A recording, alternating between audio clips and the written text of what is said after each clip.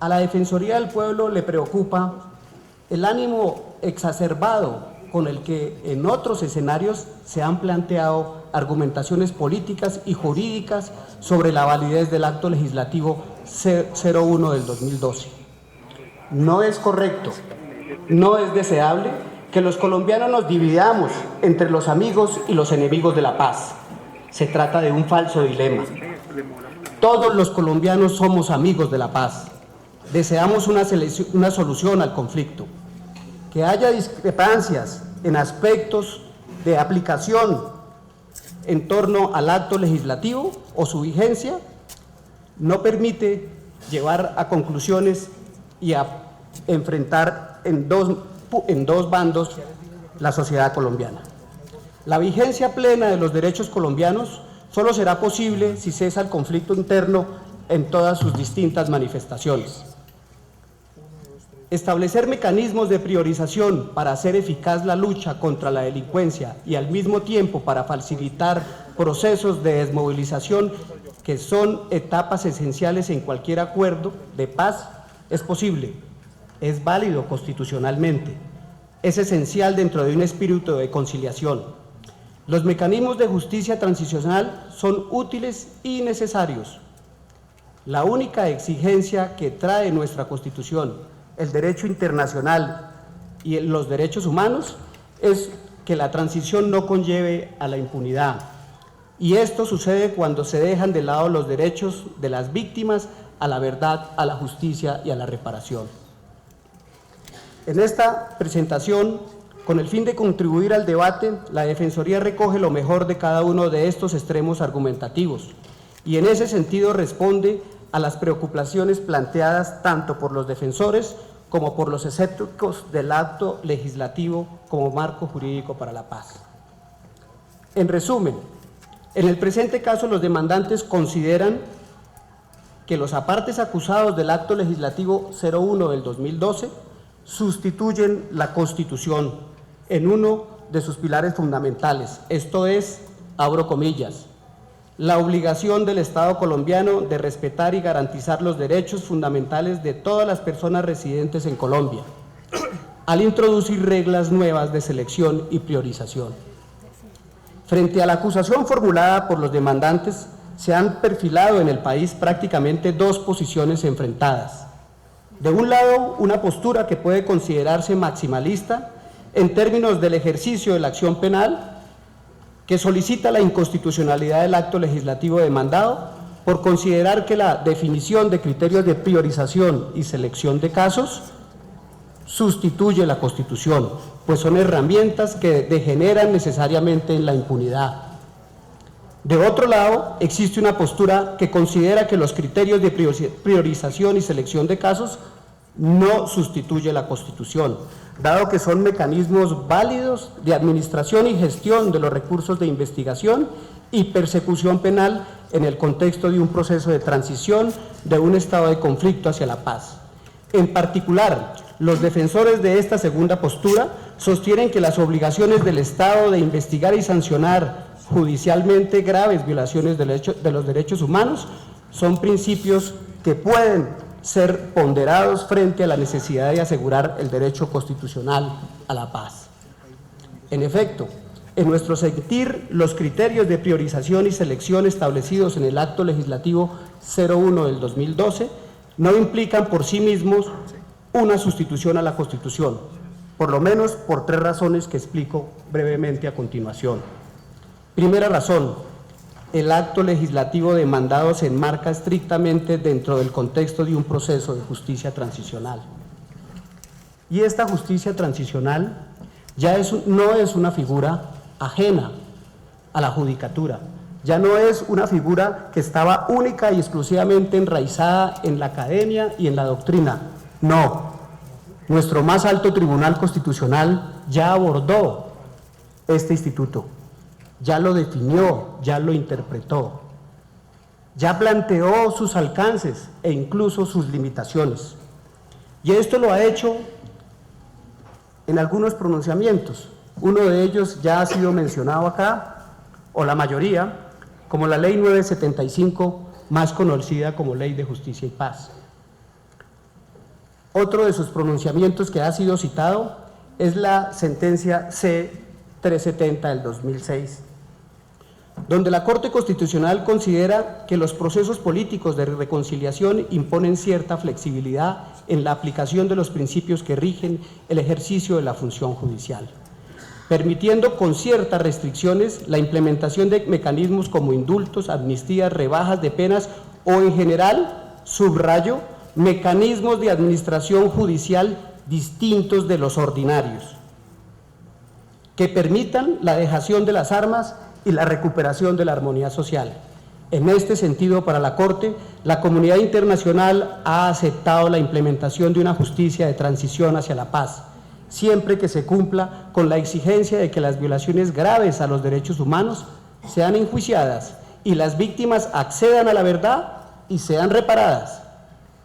Así pues, la Corte Constitucional ha admitido que la noción de justicia transicional implica una tensión entre los objetivos de tránsito efectivo hacia la paz o la democracia y los derechos de las víctimas a que las violaciones de sus derechos sean investigadas, enjuiciadas y castigadas por el Estado, y a que se logre una reparación efectiva, lógicamente.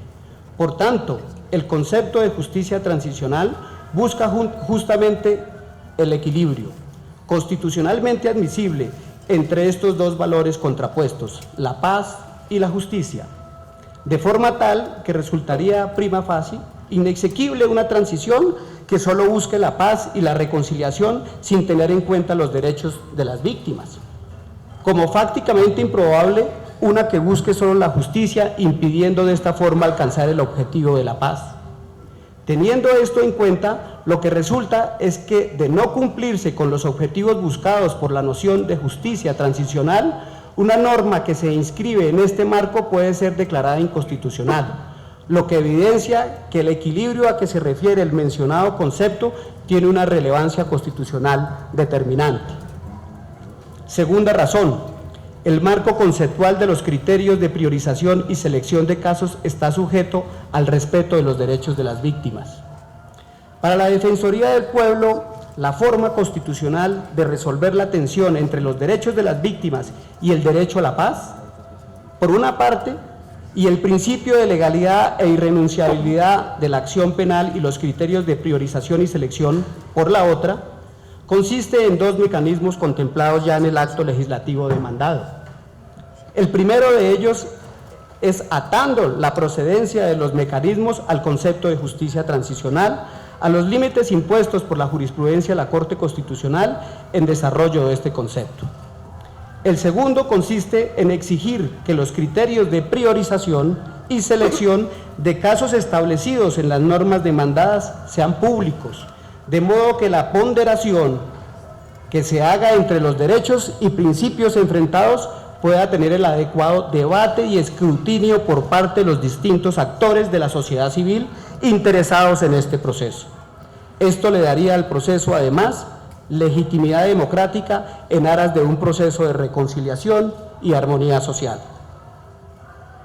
Una tercera razón, el derecho comparado y la experiencia de otros países nos muestran que es posible realizar procesos transicionales que respeten los derechos de las víctimas y que permitan la efectiva realización de los procesos de paz. Las experiencias internacionales que muestran la dificultad práctica de someter a juicio a todas las personas potencialmente culpables por la comisión de los delitos que puedan ser considerados atroces. Así ha ocurrido, por ejemplo, como en el caso de Bosnia-Herzegovina, donde pese a la existencia de tribunales ad hoc, el ejercicio de la jurisdicción universal y la administración de justicia del propio Estado, el número de casos procesados es bajo en relación con los crímenes cometidos y las denuncias impuestas. La experiencia permite considerar que la aplicación de criterios de selección y priorización de casos responde más a una estrategia de gestión de recursos escasos, lo de los aparatos institucionales de investigación y juzgamiento, y consecuentemente de la acción penal aprobada por tribunales internacionales. Prueba de esto es, por ejemplo, la resolución 1329 del 2000 del Consejo de Seguridad de las Naciones Unidas, en la que se aprobó la práctica de priorizar la comparecencia de los líderes civiles, militares y paramilitares frente a otros acusados cuya judicialización tiene un menor impacto en la sociedad. Otro pronunciamiento que encontramos lo hace el fiscal de la Corte Penal Internacional en un documento sobre orientaciones políticas.